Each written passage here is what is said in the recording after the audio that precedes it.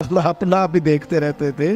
घर से आईना देखना बुरी बात नहीं, लेकिन सिर्फ अपना आप ही देखते रहना और हर वक्त देखते रहना, खुदा मुझे ऐसी खुदाई ना दे कि अपने सिवा कुछ दिखाई ना दे। ये भी कोई इतना ठीक मसला नहीं।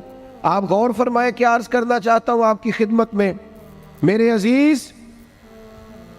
एक तो अगर मैं बड़ी समझदारी से और बड़े गौर से और बड़ी तवज्जो से आपको ये बात समझाना चाहता हूं कि अगर हुजूर से प्यार करोगे ना, तो ये जितनी दौलतों की और शोहरतों की मोहब्बत दिल में आती है, ये खुद ब खुद निकल जाएगी, खुद ब खुद निकल जाएगी, आसानी हो जाएगी, जीना आसान हो जाए।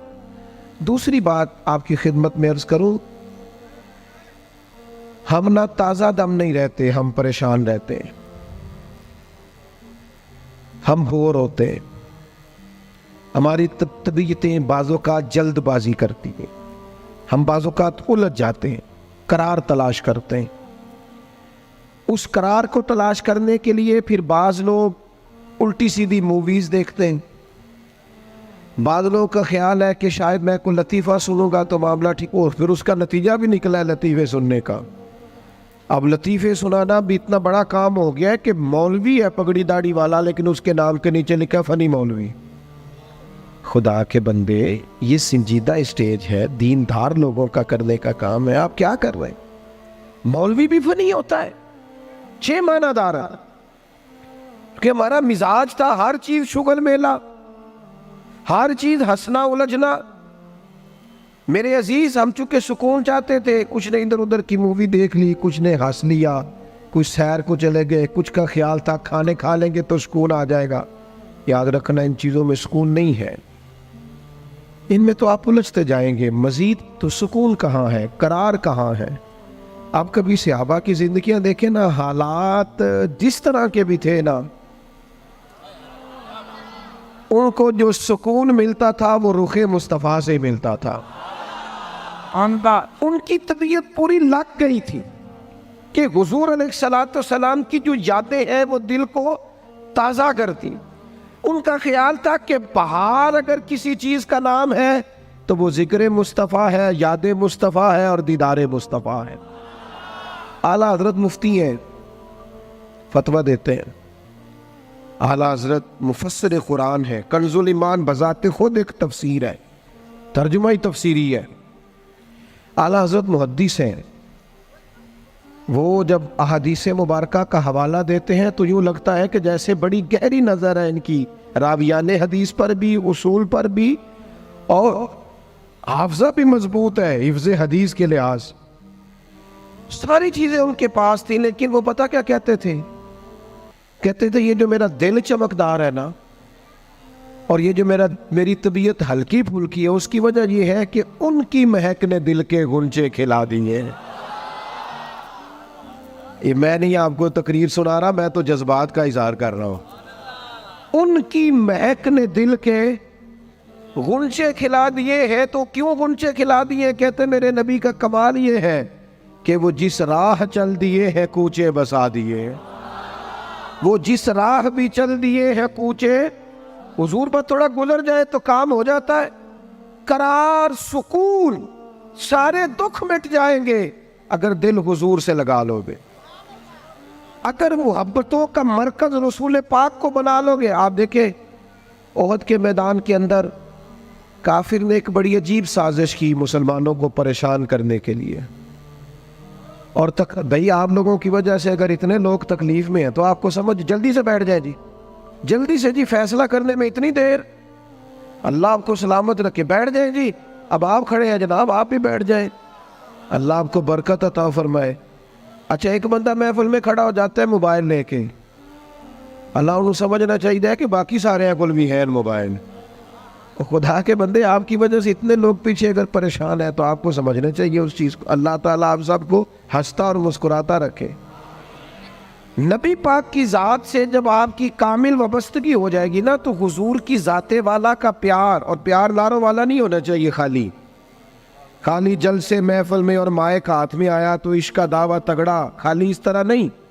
तन्हाई में भी तू रोए हुजूर की बारगाह। एक महफिल में मैं एक दफ़ा हाजिर था तो एक नात का बच्चा मेरे पास आया कहने लगा जी मेरी सिफारिश कर दो, मैं भी हजूर दी बारगाह च हाज़री लवानी है। मैं क्या पुत्र तू घर जाके पढ़ लै, उत्थे भी हाज़री लग जाएगी कि 4000 बंदा चाहिए हाज़री लवाने लई। हुजूर की बारगाह में तो जहाँ बैठ के भी पढ़े हाज़री लग जाती है। इसके लिए क्या साज संवर के मजलिस ही फ़कत हो तो हाज़री लगती है? ये भी आला हाज़री है, पर वो तो वल्लाह वो सुन लेंगे और फरियाद को पहुँचेंगे हम। बस इतना तो हो, कोई फरियाद करे दिल से, तू बात तो दिल से कर। आपकी जब कामिल वाबस्तगी हुजूर से हो जाएगी ना, तो ये गुर्बतों का डर, ये परेशानियां, ये आजमाइशें, एक जगह रोना नहीं रोया हजरत बिलाल ने कभी अपनी गरीबी का, एक जगह परेशान नहीं हुए कभी हजरत सलमान फारसी के मैं परदेसी हूँ, एक जगह भी कभी जनाब सुहैबी रोमी को तकलीफ नहीं हुई। क्यों भला? इसलिए कि हुजूर की मोहब्बत ऐसी दवा है जो हर बीमारी से शिफा अता कर देती। ओहद के मैदान में काफिरों ने एक चाल चली थी। उनको पता था कि कौन सी बात मुसलमानों को ज्यादा परेशान कर सकती है। उन्होंने एक अफवाह फैला दी थी कि माज़अल्लाह हुजूर को शहीद कर दिया गया। उसकी वजह से शदीद परेशान हुए सहाबा, और जंग के जो नतायज बरअक्स आए उसकी बड़ी वजह यह अफवाह भी बनी। अब सहाबा बड़े परेशान थे, हुजूर शहीद हो गए।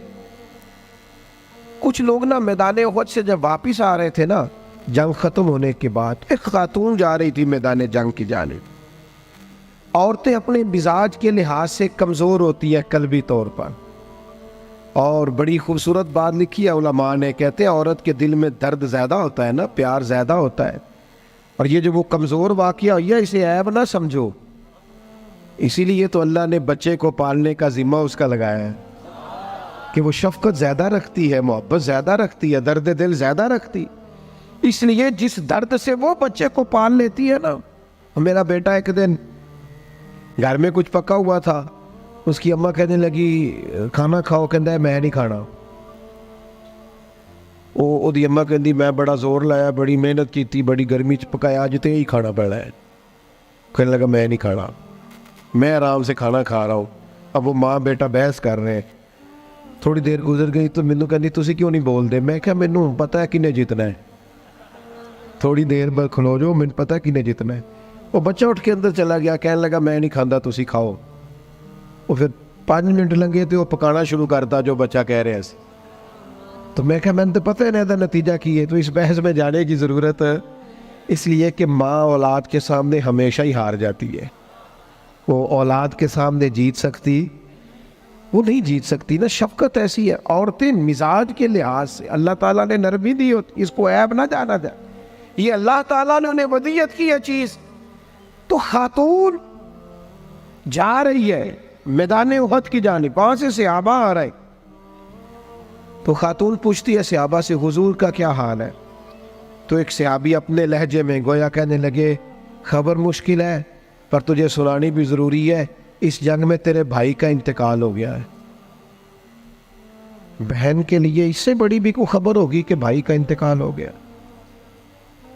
वो खातून ने ये खबर सुनी, इन्ना लिल्लाहि व इन्ना इलैहि राजिऊन पढ़ा, आगे गुजर गई। अगले सहाबी से जाके पूछती है हुजूर का क्या हाल है, और बेचैन है, दौड़ी जा रही। ये मेरी बात को समझे आप।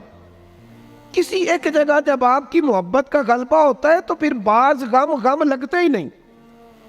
आपकी कैफियत ही और होती है जिंदगी गुजारने में। आगे बढ़ी, एक और से आबी मिले, उनसे पूछती है हुजूर का क्या हाल है? तो कहने लगे मेरे पास तेरे लिए एक बड़ी सख्त खबर है, तेरे शौहर का इंतकाल हो गया। उसने थोड़ी देर के लिए खामोशी इख्तियार की, अल्लाह की रज़ा पे राज़ी रहने के कलिमात अदा की और आगे बढ़ी। एक और शख्स से सवाल, ये ज़रा सोचते जाना, ये खबरें अगर अचानक मिले, भाई चला गया है, बाप चला गया है, इसको सोचना, अपने ऊपर तारी करना, खुदा ना करे ऐसा हो। पर जब खबर मिले तो कैफियत क्या होती है। वो खातून आगे बढ़ी तो एक शख्स और मिला, पूछती है ज़रा बताओ ना हुजूर का क्या हाल है?